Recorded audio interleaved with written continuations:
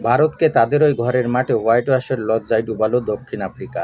২০০০ সালে অর্থাৎ ২৫ বছর আগে হ্যান্সি কনিয়ের নেতৃত্বে ভারতকে হোয়াইট ওয়াশ করেছিল পটিয়ারা। টেস্ট ইতিহাসে দ্বিতীয়বার ভারতকে তাদের ওই ঘরের মাঠে হোয়াইট ওয়াশ করা পটিয়ারা গুয়াহাটি টেস্ট জিতেছে ৪০৮ রানে। ২ উইকেটে ২৭ রান নিয়ে খেলতে নেমে পঞ্চম দিনে লাঞ্চ পর্যন্তও টিকতে পারেনি স্বাগতিক ভারত। কেশব মহারাজ ও সাইমন হার্মারের ঘূর্ণিতে মাত্র ১৪০ রানে গুটিয়ে গেছে ভারতের ইনিংস।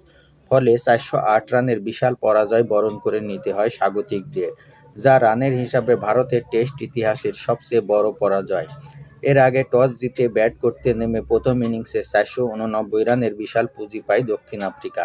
জবাবে ভারত মাত্র ২০১ রানেই গুটিয়ে যায়। ভারতকে ফলোয়ার না করিয়ে দ্বিতীয় ইনিংসে ব্যাট করতে নামে পটিয়ারা। দ্বিতীয় ইনিংসে ৫ উইকেটে ২৬০ রান তুলে ইনিংস ঘোষণা করে দক্ষিণ আফ্রিকা। তাতে ভারতের সামনে লক্ষ্য দাঁড়ায় অবিশ্বাস্য ৫৪৯ রানের। সেই লক্ষ্যে ব্যাট করতে নেমে দ্বিতীয় ইনিংসে মাত্র ১৪০ রানে অল আউট হয় স্বাগতিকরা। এদিকে গুয়াহাটি টেস্টে ৯টি ক্যাচ নিয়ে বিশ্ব রেকর্ড গড়েছেন দক্ষিণ আফ্রিকার অ্যাডাম মার্ক্রাম। টেস্ট ক্রিকেটে ফিল্ডার হিসাবে সর্বোচ্চ ক্যাচ নেওয়ার রেকর্ড এটি। ২০১৫ সালে গল টেস্টে শ্রীলঙ্কার বিপক্ষে ৮টি ক্যাচ নিয়েছিলেন ভারতের আজিঙ্কা রাহানে। মার্ক্রাম আজ পেছনে ফেললেন রাহানেকে।